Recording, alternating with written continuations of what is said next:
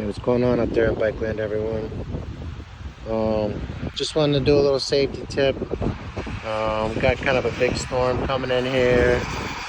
Not many of our leaves are really changing just yet, but you get out into the woods and some of the back roads, leaves have fallen quite a bit more. I know I did a tip for new riders and just people in general may have forgotten in the spring.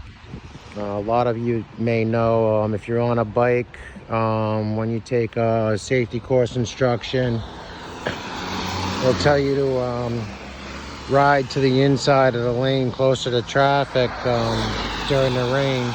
The reason for that is typically the exhaust side of the car it gets the road all oily where that comes down. But the tip I had for you guys today was just watch out for the leaves. They turn into like a sheet of glass.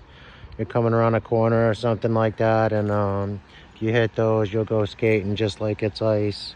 So yeah, man, just hope everybody's doing good out there today, and life's treating you well, and look forward to talking to you guys soon here.